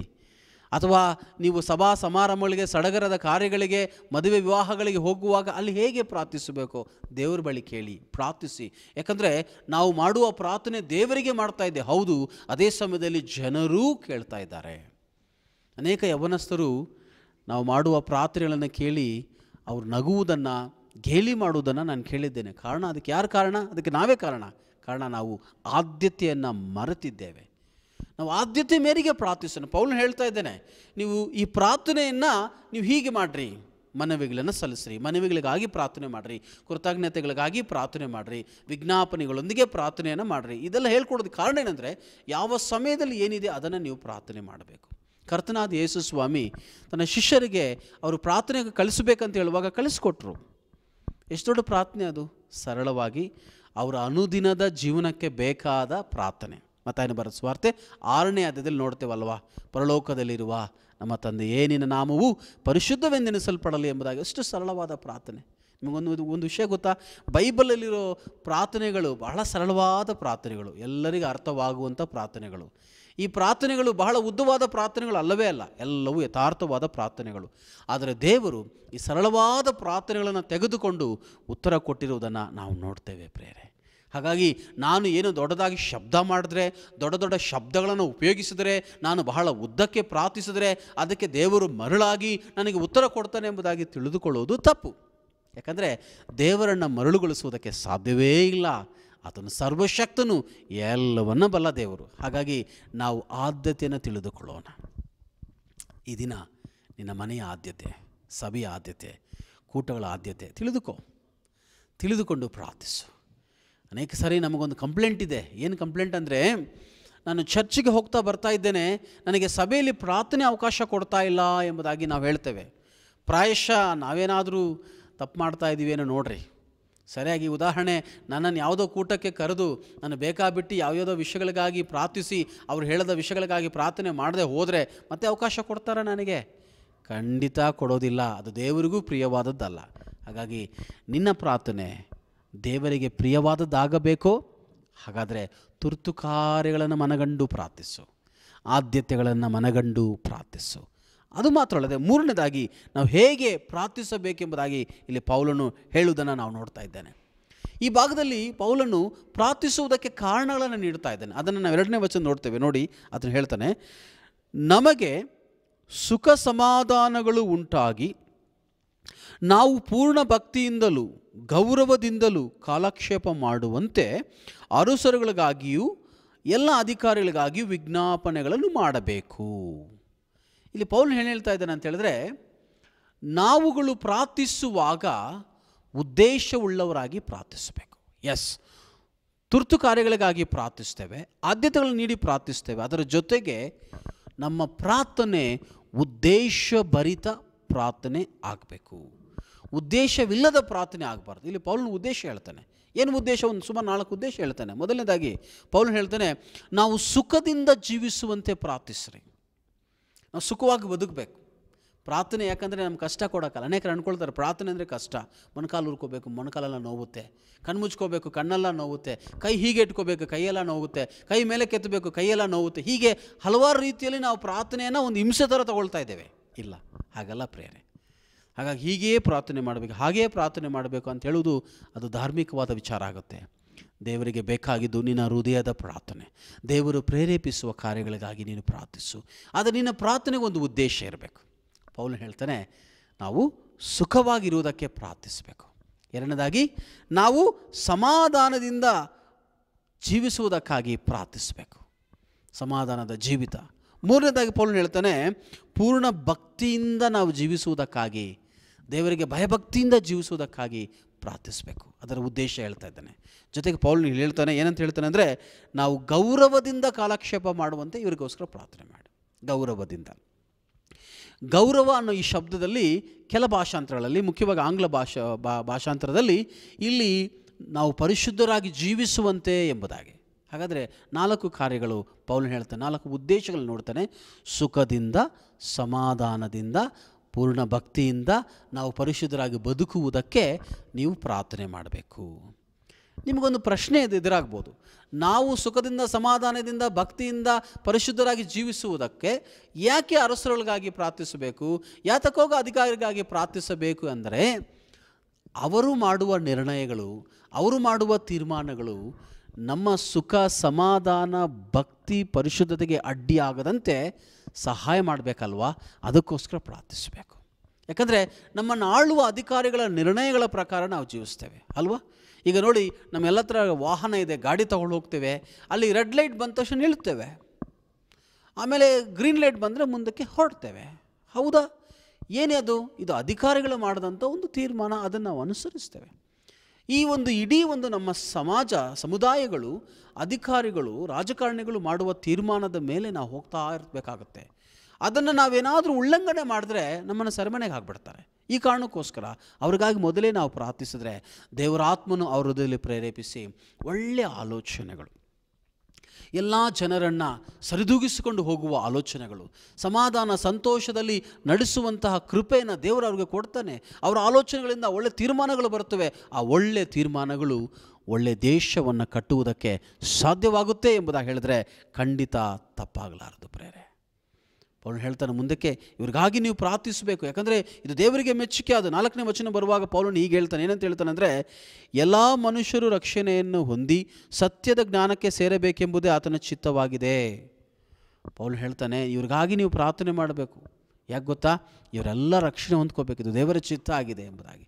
ಹಾಗಾಗಿ ಇದು ಉದ್ದೇಶ ಪ್ರೇರೆ. ಏನು ಉದ್ದೇಶ? ಅವ್ರ ರಕ್ಷಣೆ ಹೊಂದಬೇಕೆನ್ನುವುದು ಸಹ ಉದ್ದೇಶವೇ ಆಗಿದೆಯಲ್ವಾ? ಹಾಗಾಗಿ ನಮ್ಮ ಪ್ರಾರ್ಥನೆಯಲ್ಲಿ ಉದ್ದೇಶ ಇದೆಯಾ? ಎಸ್. ಇದನ್ನು ಬೆಳಗ್ಗೆ ಎದ್ದಿದ್ದೀರಾ, ಎಲ್ಲರೂ ಪ್ರೇಯರ್ ಮಾಡಿದ್ದೀರಲ್ಲ, ಏನು ಉದ್ದೇಶ ಇತ್ತು ಹೇಳಿ? ತುರ್ತು ಕಾರ್ಯಗಳಿಗಾಗಿ ಮಾಡಿದ್ದೇವಾ? ಆದ್ಯತೆಗಳಿಗಾಗಿ ನಾವು ಪ್ರಾರ್ಥನೆ ಮಾಡಿದ್ದೇವಾ? ಅಥವಾ ಉದ್ದೇಶ ಇತ್ತಾ? ಪರ್ಪಸ್ಲೆಸ್ ಪ್ರೇಯರ್ಸ್ ನಮ್ಮ ಪ್ರೇಯರ್ಗಳು. ಉದ್ದೇಶನೇ ಇಲ್ಲ. ಅಟ್ಲೀಸ್ಟು ನಮ್ಮ ನಂಬಿಕೆನೂ ಸೇರಿಸ್ತಾ ಇಲ್ಲ. ಎಸ್, ನಾನು ಪ್ರಾರ್ಥನೆ ಮಾಡ್ತಾ ಇದ್ದೇನೆ, ದೇವರು ಕೇಳ್ತಾನೆ, ಉತ್ತರ ಕೊಡ್ತಾನೆ ಎಂಬ ನಂಬಿಕೆಯಲ್ಲೂ ನಾವು ಹೋಗ್ತಾ ಇಲ್ಲ ಪ್ರೇರೆ. ಹಾಗಾಗಿ ನಾವು ಈ ದಿನ ಮೊದಲುಗೊಂಡು ನಾನು ಯಾವ ಪ್ರಾರ್ಥನೆ ಮಾಡಿದರೂ ಒಂದು ಉದ್ದೇಶದೊಂದಿಗೆ ಮಾಡ್ತೇನೆ. ಆ ಉದ್ದೇಶ, ಈ 4 ಉದ್ದೇಶಗಳಲ್ಲಿ ಯಾವುದಾದ್ರೂ ಒಂದಿರ್ಬೋದು, ನೋ ಪ್ರಾಬ್ಲಮ್. ಸುಖ, ಸಮಾಧಾನ, ಭಕ್ತಿ ಅಥವಾ ಪರಿಶುದ್ಧ ಜೀವಿತ, ದೇವರ ರಕ್ಷಣೆ, ಇವೆಲ್ಲವುಗಳಿಗಾಗಿ ಪ್ರೇಯರ್ ಮಾಡ್ಬೋದು. ಅಥವಾ ಬೇರೆ ಉದ್ದೇಶಗಳು ಇರ್ಬೋದು. ಆದರೆ ಆ ಉದ್ದೇಶಗಳು ದೇವರ ಚಿತ್ತಾನುಸಾರವಾದ ಉದ್ದೇಶಗಳು, ವಾಕ್ಯಾನುಸಾರವಾದ ಉದ್ದೇಶಗಳಾಗಿರಬೇಕು ಪ್ರೇರೆ. ಹಾಗಾಗಿ ನಮ್ಮ ಪ್ರಾರ್ಥನೆ ಉದ್ದೇಶಭರಿತ ಪ್ರಾರ್ಥನೆ ಆಗಲಿ, ಅದು ದೇವರಿಗೆ ಖಂಡಿತ ಮೆಚ್ಚುಗೆ ಆಗುತ್ತೆ. ಹೌದು, ಕೆಲವೊಂದು ಸರಿ ನಾವು ಪ್ರಾರ್ಥನೆಯಲ್ಲಿ ಏನು ಪ್ರಾರ್ಥನೆ ಮಾಡೋಕ್ಕಾಗದೆ ಸುಮ್ಮನೆ ಕೂತ್ಕೊಂಡಿರ್ತೇವೆ, ನೋ ಪ್ರಾಬ್ಲಮ್. ಆದರೆ ಅದು ದೇವರಿಗೆ ಮೆಚ್ಚುಗೆಯಾಗಿದೆಯಾ? ನಾವು ಪ್ರಾರ್ಥಿಸುವಾಗ ನಮ್ಮ ಮನಸ್ಸು ಆ ಕಡೆ ಈ ಕಡೆ ಚದುರಿ ಹೋಗ್ತಾ ಇದೆ, ನಮ್ಮ ಆಲೋಚನೆಗಳು ಆ ಕಡೆ ಈ ಕಡೆ ಹೋಗ್ತಾ ಇದೆ. ದೇಹ ಅಲ್ಲಿದೆ, ಮನಸ್ಸು ಎಲ್ಲೋ ಒಂದು ಕಡೆ ಇದೆ. ಸಭೆಯಲ್ಲಿ ಪ್ರಾರ್ಥಿಸ್ತಾ ಇರುವಾಗ ಎಲ್ಲರೂ ಸೇರಿ ಬನ್ನಿ ಭಾರತ ದೇಶಕ್ಕಾಗಿ ಪ್ರಾರ್ಥಿಸೋಣ ಎಂಬುದಾಗಿ ಹೇಳಿ ಉಪವಾಸ ಕೂಟಗಳಲ್ಲಿ ಪ್ರಾರ್ಥಿಸುವ ವೇಳೆಯಲ್ಲಿ ನಿನ್ನ ಮನಸ್ಸು ಆ ಕಡೆ ಈ ಕಡೆ ಹೋಗಲಿಕ್ಕೆ ಬಿಡ್ತಾ ಇದೆಯಲ್ವಾ? ಅದರಲ್ಲಿ ಉದ್ದೇಶ ಇದೆಯಾ? ಅಯ್ಯೋ, ನನ್ನ ದೇಶಕ್ಕಾಗಿ ನಾನು ಪ್ರಾರ್ಥಿಸಬೇಕು, ನಾನು ನನ್ನ ದೇಶಕ್ಕಾಗಿ ಪ್ರಾರ್ಥನೆ ಮಾಡದೆ ಹೋದರೆ ಇನ್ನು ಯಾರು ನನ್ನ ದೇಶಕ್ಕಾಗಿ ಪ್ರಾರ್ಥಿಸುವರು ಎಂಬ ಭಾರ, ಎಂಬ ವೈರಾಗ್ಯ, ಎಂಬ ಛಲ ನಮಗಿದೆಯಾ? ಯೋಚನೆ ಮಾಡಿಕೊಳ್ಳೋಣ. ಉದ್ದೇಶಹೀನರಾಗಿದ್ದೇವೆ, ಉದ್ದೇಶವನ್ನು ಮರೆತು ಬಿಟ್ಟಿದ್ದೇವೆ, ನಾವು ಪ್ರಾರ್ಥನೆ ಮಾಡುವುದನ್ನೇ ಮರೆತು ಬಿಟ್ಟಿದ್ದೇವೆ. ದೇವರು ಈ ಮುಂಜಾನೆಯಲ್ಲಿ ಇದೋ ಈ ಒಂದು ಸಂದೇಶವನ್ನು ಕೇಳುತ್ತಿರುವ ನಿಮ್ಮೆಲ್ಲರನ್ನ ತನ್ನ ಪ್ರಾರ್ಥನಾ ಸೇವೆಗೆ ಕರೀತಾ ಇದ್ದಾನೆ. ಪ್ರತಿದಿನ ಪ್ರಾರ್ಥಿಸಿ, ಸಮಯ ಇರುವಾಗೆಲ್ಲ ಪ್ರಾರ್ಥಿಸಿ, ದೇವರು ಹೇಳುವ ಎಲ್ಲ ಗಳಿಗೆಗಳಲ್ಲಿ ಪ್ರಾರ್ಥಿಸಿ, ಸಭೆಯಲ್ಲಿ ಸೇರಿ ಬರುವ ಎಲ್ಲ ಸಮಯಗಳಲ್ಲಿ ಪ್ರಾರ್ಥಿಸಿ. ಪ್ರಾರ್ಥನೆ ಇಲ್ಲದ ಜೀವಿತ ಆಶೀರ್ವಾದ ಹೊಂದಿಕೊಳ್ಳಲು ಸಾಧ್ಯವಿಲ್ಲ. ಪ್ರಾರ್ಥನೆ ಇಲ್ಲದ ಸಭೆಗಳಲ್ಲಿ ಆಶೀರ್ವಾದಗಳು ಇರೋದಿಲ್ಲ. ಪ್ರಾರ್ಥನೆ ಇಲ್ಲದ ಸಮುದಾಯಗಳಲ್ಲಿ ಆಶೀರ್ವಾದ ಇರುವುದಿಲ್ಲ. ಹಾಗಾಗಿ ಪ್ರಾರ್ಥಿಸಿ. ಆ ಪ್ರಾರ್ಥನೆಯಲ್ಲಿ ಉದ್ದೇಶವಿರಲಿ. ಹೌದು, ನಾನು ಈ ದಿನ ಈ ವಿಚಾರಗಳಿಗಾಗಿ ಪ್ರಾರ್ಥಿಸ್ತೇನೆ, ಅದ್ರ ಮೂಲಕ ದೇವರು ನನ್ನನ್ನು ಹೀಗೆ ನಡೆಸ್ತಾನೆ, ದೇವರು ಅದ್ರ ಮೂಲಕ ಹೀಗೆ ಮಾಡ್ತಾನೆ ಎಂಬುದಾಗಿ ಹೇಳಿ ಆ ನಂಬಿಕೆಯೊಡನೆ ಪ್ರಾರ್ಥಿಸೋಣ, ಕಾರಣಗಳಲ್ಲಿ ಪ್ರಾರ್ಥಿಸೋಣ. ಖಂಡಿತ ದೇವರು ನಮಗೆ ಸಹಾಯ ಮಾಡ್ತಾನೆ. ಮತ್ತೊಂದು ವಿಷಯ ಸಹ ನಾನು ಹೇಳೋಕ್ಕೆ ಬಯಸ್ತೇನೆ. ನಾವು ಹೇಗೆ ಪ್ರಾರ್ಥಿಸಿದ್ರೆ ದೇವರಿಗೆ ಮೆಚ್ಚುಗೆ ಆಗಬಹುದು ಎಂಬುದಾಗಿ ಹೇಳಿ ಅದನ್ನು ನಾವು 8ನೇ ವಚನದಲ್ಲಿ ನೋಡೋದಾದರೆ, ನೀವು ದಯವಿಟ್ಟು ನಂತರ ಸಮಯ ಇರುವಂಥವರು ಎಲ್ಲ ವಚನಗಳನ್ನು ಓದ್ರಿ. ಆ್ಯಕ್ಚುಲಿ ಇದೆಲ್ಲ ಅಧ್ಯಾಯದಲ್ಲಿ ಪ್ರಾರ್ಥನೆ ಎಂಬ ಒಂದು ವಿಷಯದಲ್ಲಿ ಪೌಲನು ಮಾತಾಡ್ತಾ ಇದ್ದಾನೆ. 8ನೇ ವಚನದಲ್ಲಿ ಪೌಲನು ಹೀಗೆ ಹೇಳ್ತಾನೆ, ಹೀಗಿರಲಾಗಿ ಪುರುಷರು ಎಲ್ಲ ಸ್ಥಳಗಳಲ್ಲಿಯೂ ಕೋಪವೂ ವಾಗ್ವಾದವೂ ಇಲ್ಲದವರಾಗಿ ಭಕ್ತಿಪೂರ್ವಕವಾಗಿಯೇ ಕೈಗಳನ್ನೆತ್ತಿ ಪ್ರಾರ್ಥನೆ ಮಾಡಬೇಕೆಂದು ಅಪೇಕ್ಷಿಸುತ್ತೇನೆ. ಹಾಗೆಯೇ ಆತನು ಹೇಳ್ತಾರೆ 9ನೇ ವಚನದಲ್ಲಿ, ಹಾಗೆಯೇ ಸ್ತ್ರೀಯರು ಎಂಬುದಾಗಿ ಹೇಳೋದನ್ನು ನೋಡ್ತೇವೆ. ಪ್ರಿಯರೇ, ಹೀಗೆ ನಾವು ಗಮನಿಸುವಾಗ ಈ ಒಂದು ನೀವು ಆ ನಂತರದ ವಚನಗಳನ್ನು ಓದುವಾಗ ಪೌಲನು ಸ್ತ್ರೀಯರ ಬಗ್ಗೆ ಮಾತಾಡ್ತಾನೆ, ಅವರ ಉಡುಗೆ ತೊಡುಗೆಗಳ ಬಗ್ಗೆ, ಅವರ ಪ್ರವರ್ತನೆ ಬಗ್ಗೆ ಮಾತನಾಡೋದನ್ನು ನಾವು ನೋಡ್ತೇವೆ. ಅಲ್ಲೇನು ನಮಗೆ ಅರ್ಥ ಆಗುತ್ತೆ ಅದನ್ನು ಓದುವಾಗ ಅಂತ ಹೇಳಿದ್ರೆ, ಆ ಒಂದು ನಿರ್ದಿಷ್ಟವಾದಂಥ ಸಭೆಯಲ್ಲಿ ಅಲ್ಲಿ ಪ್ರಾರ್ಥನಾ ವಿಷಯದಲ್ಲಿ ಸ್ವಲ್ಪ ಗಲಿಬಿಲಿಗಳಿತ್ತು, ಸ್ತ್ರೀ ಪುರುಷರ ವಿಷಯದಲ್ಲಿ ಗಲಿಬಿಲಿ ಇತ್ತು. ಪ್ರಾರ್ಥನೆಯನ್ನು ಎಲ್ಲರೂ ಸಹ ಒಮ್ಮನಸ್ಸಿಂದ ಮಾಡ್ತಿರಲಿಲ್ಲ. ಪುರುಷರು ವಾಗ್ವಾದಗಳಲ್ಲಿ ಇಳಿಯುವುದನ್ನು ನೋಡ್ತಾ ಇದ್ದರು. ಸ್ತ್ರೀಯರ ಮೇಲೆ ಅನೇಕ ವಿಧವಾದಂತಹ ಅವರು ಆಪಾದನೆಗಳನ್ನು ಮಾಡುವಂಥವರಾಗಿದ್ದರು. ಸ್ತ್ರೀಯರು ಸಹ ಅವರನ್ನು ಆಪಾದಿಸುವಂಥವರಾಗಿದ್ದರು. ಹಾಗಾಗಿ ಈ ಗಲಿಬಿಲ್ಲಿಗಳಿಂದ ಕೂಡಿದಂಥ ಈ ಸಂದರ್ಭದಲ್ಲಿ ಪೌಲನು ಹೇಳ್ತಾ ಇದ್ದಾನೆ, ನೀವುಗಳು ಕೋಪವೂ ವಾಗ್ವಾದವೂ ಇಲ್ಲದವರಾಗಿ ಕೈಗಳನ್ನೆತ್ತಿ ಪ್ರಾರ್ಥಿಸಿ ಎಂಬುದು ಹೇಳುವುದರ ಅರ್ಥ ಏನೆಂದರೆ, ಇಲ್ಲಿ ಸ್ತ್ರೀಯರು ಪ್ರಾರ್ಥನೆ ಮಾಡಬಾರ್ದು, ಅವರು ಸುಮ್ಮನೆ ಇರಬೇಕೆಂಬುದಾಗಿ ಖಂಡಿತ ಅಲ್ಲ.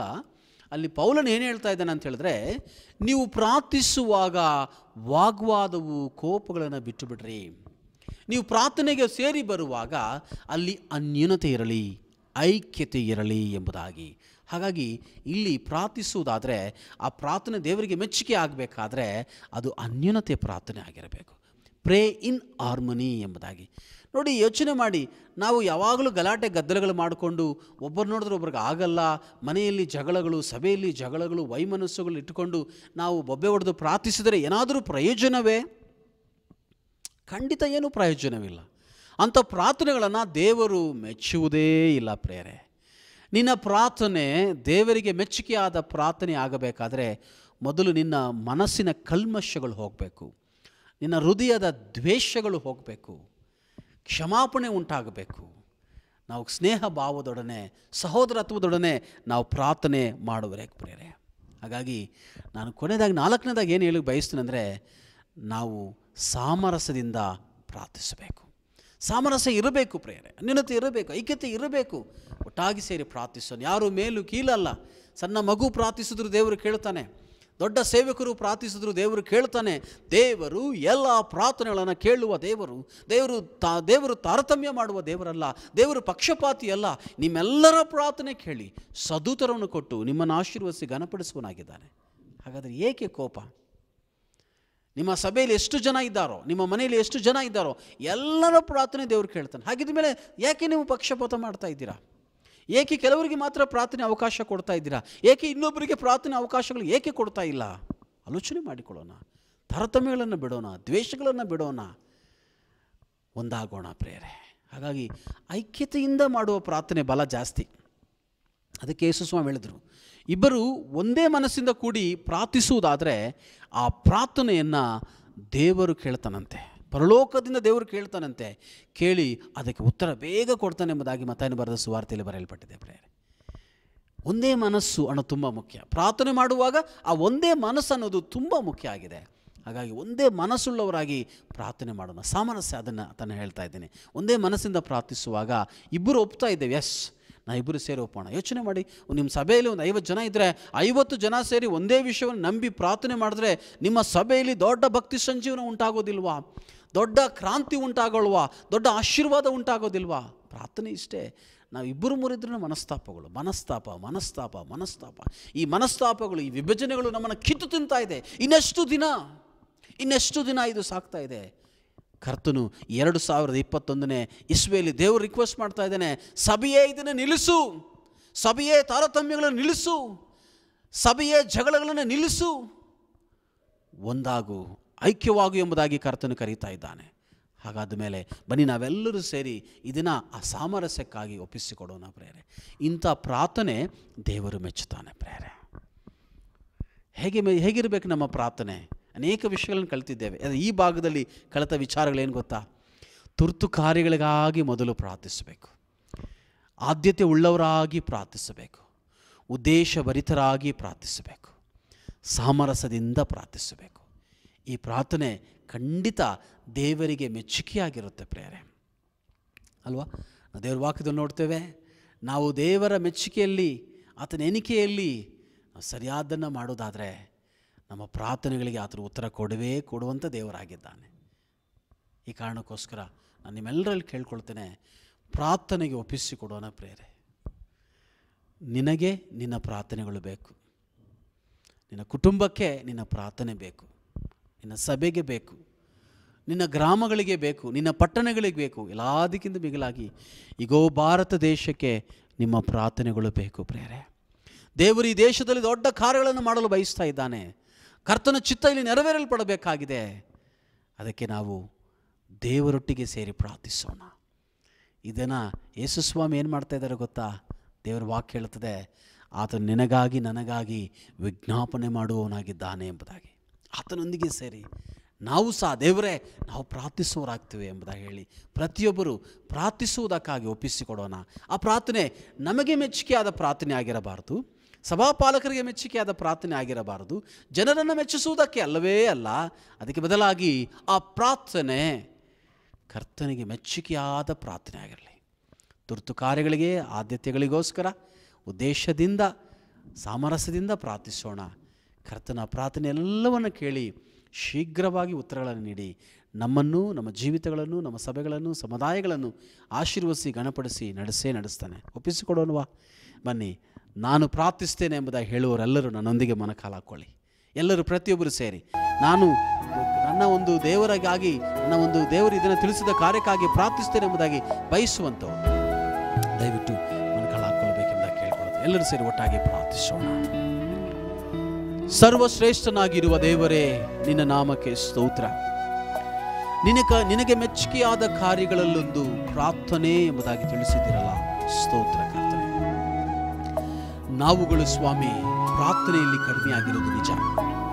ಈ ದಿನ ಕರ್ತನೆ ಈ ಸಂದೇಶವನ್ನು ನೋಡುತ್ತಿರುವ ಅನೇಕ ಸಹೋದರರು, ಅನೇಕ ಸಹೋದರಿಯರು, ಸೇವಕರುಗಳು ಕರ್ತನೆ ತಮ್ಮ ಕಾರ್ಯದ ನಿಮಿತ್ತ ರಾಜ ತಮ್ಮ ಬಿಜಿ ಶೆಡ್ಯೂಲ್ ನಿಮಿತ್ತವಾಗಿ ಪ್ರಾರ್ಥನೆಗಳನ್ನು ಮಾಡುವುದನ್ನು ಕಡಿಮೆ ಮಾಡಿಕೊಂಡಿದ್ದಾರೆ. ನಿಜ ಕರ್ತನೆ, ನಾವು ಒಪ್ಪಿದ್ದೇವೆ ಸ್ವಾಮಿ. ಹಾಗಾಗಿ ಎಲ್ಲರನ್ನ ಮನ್ನಿಸಿ ಪ್ರಾರ್ಥನೆಯತ್ತ ನಮ್ಮ ಚಿತ್ತವನ್ನು ನೆಡುವುದಕ್ಕೆ ಸಹಾಯ ಮಾಡು. ಪ್ರಾರ್ಥನೆಯತ್ತ ನಮ್ಮ ಮನಸ್ಸುಗಳನ್ನು ರಾಜ ನೀನು ಸೆಳೆದುಕೊಳ್ಳಬೇಕೆಂಬುದಾಗಿ ಬಿಡುತ್ತಿದ್ದೇವೆ. ಪ್ರತಿಯೊಬ್ಬರು ಪ್ರಾರ್ಥಿಸುವಂಥವರಾಗಲಿ ಕರ್ತನೆ. ಆ ಪ್ರಾರ್ಥನೆ ಮನುಷ್ಯರನ್ನಲ್ಲ, ನಿನ್ನನ್ನು ಮೆಚ್ಚಿಸುವುದಕ್ಕಾಗಿ ಮಾಡುವಂತೆ ಕೃಪೆಯನ್ನು ದಯಪಾಲಿಸಬೇಕೆಂಬುದಾಗಿ ಬಿಡುತ್ತಾ ಇದ್ದೇವೆ ಸ್ವಾಮಿ. ಕರ್ತನಾದ ಯೇಸುವೆ, ಈ ಲೋಕದಲ್ಲಿದ್ದಾಗ ನೀವು ಪ್ರಾರ್ಥಿಸಿದ್ದೀರಲ್ಲ, ಆ ರೀತಿಯಲ್ಲಿ ನಾವು ಪ್ರಾರ್ಥಿಸುವಂತೆ ಕೃಪೆಯನ್ನು ಬೇಸರವಿಲ್ಲದೆ ರಾಜ ನಾವು ಯಾವಾಗಲೂ ಎಡೆಬಿಡದೆ ಆ ಶಕ್ತಿಯಿಂದ ಪ್ರಾರ್ಥಿಸುವಂತೆ ಕೃಪೆಯನ್ನು ದಯಪಾಲಿಸಿಕೊಡು. ನೀನು ಮೆಚ್ಚುವಂಥ ಪ್ರಾರ್ಥನೆ ಅದು ಹೇಗಿರಬೇಕೆಂಬುದಾಗಿ ತಿಳಿಸಿಕೊಟ್ಟಿದ್ದೀರ, ಸ್ತೋತ್ರ ಕರ್ತನೆ. ನಾವಾದರೂ ತುರ್ತು ಕಾರ್ಯಗಳು ಯಾವುದೆಂಬುದಾಗಿ ರಾಜ ಗುರುತು ಪತ್ತೆ ಹಚ್ಚಿ ಅವುಗಳಿಗಾಗಿ ಪ್ರಾರ್ಥಿಸುವಂತೆ, ಆದ್ಯತೆಗಳಿಗಾಗಿ ನಾವು ಪ್ರಾರ್ಥಿಸುವಂತೆ, ಉದ್ದೇಶದಿಂದ ಪ್ರಾರ್ಥಿಸುವಂತೆ, ಎಲ್ಲದಕ್ಕಿಂತ ಮಿಗಿಲಾಗಿ ಸಾಮರಸ್ಯದಿಂದ ಪ್ರಾರ್ಥಿಸುವಂತೆ ಕೃಪೆಯನ್ನು ಎಲ್ಲರಿಗೂ ಅನುಗ್ರಹಿಸಿಕೊಡ್ತೇವೆ. ನಮ್ಮ ಕುಟುಂಬಗಳು ಪ್ರಾರ್ಥನಾ ಕುಟುಂಬಗಳಾಗಲಿ, ನಮ್ಮ ಸಭೆಗಳು ಪ್ರಾರ್ಥನಾ ಮಂದಿರಗಳಾಗಲಿ ಸ್ವಾಮಿ, ನಮ್ಮ ಹೃದಯಗಳು ಪ್ರಾರ್ಥನಾ ಸ್ಥಳಗಳಾಗಲಿ. ಹಾಗಾಗಿ ನೀನು ಕರ್ತನೆ ಪ್ರಾರ್ಥನೆಗೆ ಸೇರಿ ಬರುವ ಎಲ್ಲ ಸಮಯಗಳಲ್ಲಿ ಬಂದು ಆ ಪ್ರಾರ್ಥನಾ ವಿಜ್ಞಾಪನೆಗಳನ್ನು ಕೇಳಿ ಅದು ನಮ್ಮನ್ನು ಆಶೀರ್ವದಿಸಿ ಘನಪಡಿಸಿ ಸದ್ದುತ್ತರ ನೀಡಿ ಅಭಿವೃದ್ಧಿಪಡಿಸಬೇಕೆಂಬುದಾಗಿ ಬರುತ್ತೇವೆ. ನಮ್ಮ ಪ್ರಾರ್ಥನೆ ಕೇಳಿದಿರ ಸ್ತೋತ್ರ, ಉತ್ತರವನ್ನು ಕೊಟ್ಟಿದ್ದೀರ ಸ್ತೋತ್ರ. ನಮ್ಮೆಲ್ಲರನ್ನ ಪ್ರಾರ್ಥನಾ ವೀರರನ್ನಾಗಿ ಆಶೀರ್ವದಿಸಿದಿರ ಸ್ತೋತ್ರ.